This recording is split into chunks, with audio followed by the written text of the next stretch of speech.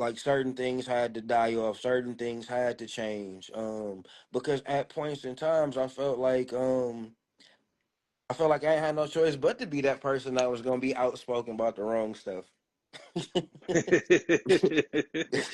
Yeah, it'd be crazy because like when you put yourself out there, it's just you never know what's the reception going to be. So a lot Hmm. of times I just like my anxiety be like on 100 because I'm like, shoot, what people going to think and how this is going to be perceived because and it's not like trying to gain validation, but it's just you just never know like the possibility Hmm. because I'm blessed to say that my content, man, just made it all across the world and Hmm. almost got like over 1 million views over like just not just United States but global, man, and Hmm. people just don't believe in themselves that much because they really scared of that. Just that what they gonna think and the poll or whatever. I don't know. It's just because with me, I glad that I do this. I'm glad that I have the courage to hit that upload button and just Hmm. step away. And I might come back a couple hours. I'm like, okay, 200 views, all right. And then 400, 600, 800, 1,000. 1,200, 400. You know what I'm saying? It's just great, man. It's just like you just really be feeling like you did the impossible Facts. because the more like you do anything, you gonna perfect it. Exactly, bro. Because we all start at zero for the most part. We, Yeah, we all start at everybody. zero for the most part, bro. That was one of the biggest things with me with getting into this, getting back into music, so to speak, was coming to the understanding that you will always have more views than likes. Yeah. You get what I'm saying, and really understanding how not to personalize that.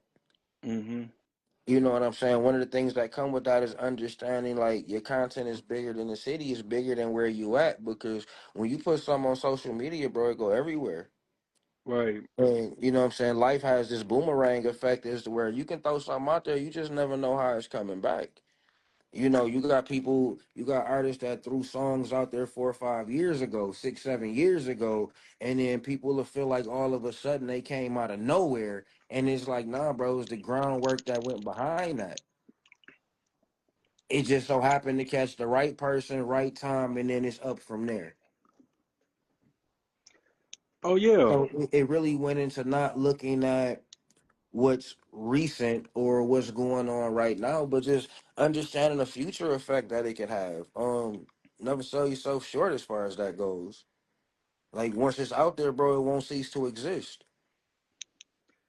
Oh no doubt. And Kanye West is a perfect example of that because before the college dropout came out, Hmm. he released songs that he did 7 years prior to his release Hmm. and made it off that and won Hmm. Grammys off that. So Exactly. there's no such thing as an old video.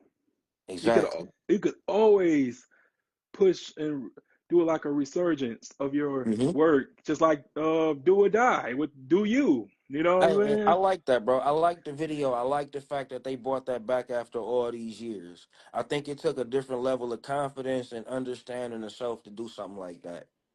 Oh, And oh yeah, yeah, in a situation like that, bro, I feel like you can't care what nobody else think. You can't care what nobody else gonna feel about it. You gotta do like how you say your chosen one. You gotta choose you in that matter and push that. Um, whether it hit one viewer or 100 million views, as long as you got it off your chest, I feel like you did what you was supposed to. yeah. The Oh, universe will take care of the rest in due time. oh, no doubt, man.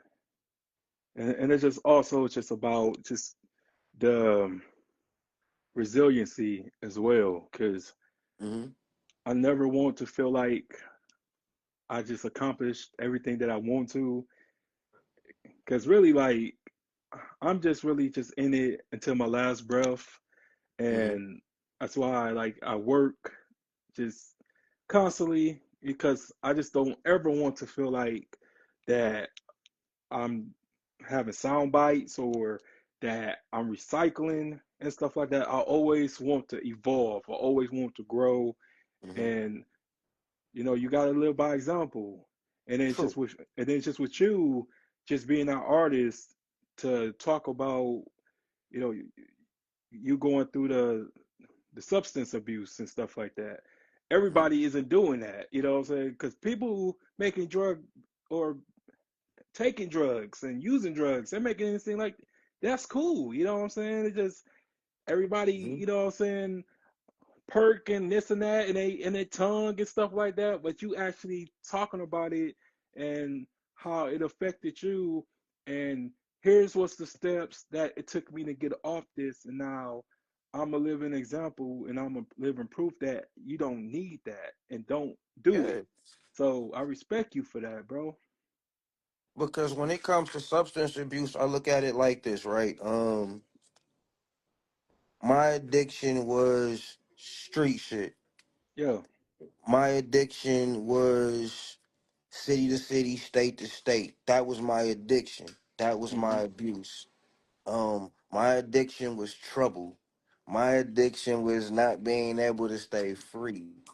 You get what I'm saying? That was my addiction. I was addicted to that lifestyle and everything that came with it. Um, Other people in that environment, you get what I'm saying? Where it's tied in is to where it's like, I'm probably cool with more addicts than I am regular people, just on the level of understanding, Yeah. knowing why a person doing what they doing versus a person just moving sporadic. And that's what substance abuse was really about. I feel like today's music lacks substance. If Yeah. all you got to talk about is this, that, and the third, and that's your only relevance, you ain't really talking about shit. Right. That's just honesty in itself. Life is more than that. Mhm. Like what Cat Williams say, nigga, you banging on bacon? Like you ain't got no happy moments. You ain't got none of that.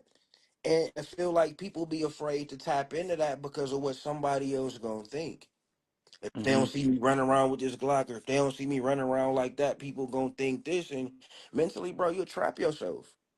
You'll Yeah. keep yourself in one lane. That's what made me love Pac. That's what made me love Boosie. I'm not gonna give you a part of the game. I'm gonna give you the whole thing. I'm gonna tell Mhm. you the good side. I'm gonna tell you the bad side. I'm gonna tell you the ups. I'm gonna tell you the downs. I ain't just gonna tell you the parts that make you feel good. It's some sad shit that go with this. And that's what substance abuse. That's my life story in so many words. Everything on that album particularly pertains to my life and events that took place that made me who I am. I smoke more weed than a little bit because it suppresses my memories. It's certain things I don't like thinking about, and I'm honest about saying that because I know for a fact I'm not the only one that feels like that. I'm not the only individual that feel like, man, I don't want to mess with the streets no more. That ain't for me no more. The Right. album is to give those same people the encouragement to walk away and do you, bro. One person in the casket, two people in the cell, unless you in a single man. Other than that, ain't no other way. No. It ain't no other way. People got to learn to choose them. That's what substance abuse about. It wasn't just about the drug addiction or anything like that. Okay. It's everything. It's the Yeah. personal addiction. I don't care if you got a shopping habit. I don't care if you got a workout habit, bro. It's something you running from that people just might not address. That's the Yeah. substance in a person. That's what makes you who you are. That's what makes you you. Everything that we'll experience from day one to now, bro, is your character. It's who you are when nobody's looking. I know some of the toughest people in the world, bro, might mess around and cry when they get to the room by themselves. Yeah. I'm Yeah. one of them. Yeah, real talk. And Yeah, that's I why I feel wanna. like for me, bro, for me it's like coming up, I witness people do some of everything. You get what I'm saying? So Yeah. my thing was the only drug I've ever tried, bro, I smoke weed. never put nothing in my nose. I've never popped a crazy pill. I've never did anything of that nature. I love my Remy from time to time, but Right? Who yeah, don't, bro. man? But that came with the understanding of substance abuse and what it does. That's what made me do everything else I did. I learned to understand people. Once you Hmm. understand people, you understand their habits, you understand their ways. Yeah, You get absolutely. what I'm saying? It's like, and I say it being real, bro. I give a heroin addict $10, bro, before I get somebody just asking for nothing. I know you trying not to get sick. Hmm. That's better. That's more of an understanding of the person and what comes with it, and not just the habit that pertains to that person. You get what I'm saying? You will see a person outside and you might crack jokes. Oh man, they homeless. Oh man, they ain't got this, they ain't got that. But you don't know what went on in that person's life, man, to put them in that position. Right. You get what I'm saying? Some people fear the inevitable. You got millionaires that kill themselves every day because they might lose a couple dollars and don't know how they gonna get it again. Yeah, because it's just crazy. Because just like you said, with millionaires, and just to have, for example, the guy that played the Joker, Heath Ledger, gave Mm-hmm. one of the greatest performances of all time.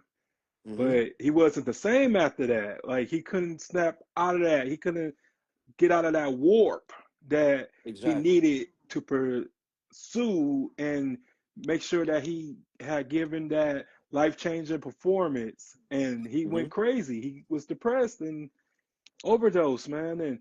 Yeah. And that's the thing that people don't really understand, because like you work for something so much to the point of when you finally get it, like, Mm-hmm. can you go back to who you are? Can you still find your soul? Do you still have your Mm-hmm. soul? And I don't know, bro. It's just be crazy because people just think because of the fact, like, those people, the elite, certain people, they feel Mm-hmm. like they got to meet them to sell your soul, but you already had sold it before all of that. If you Mm-hmm. don't stay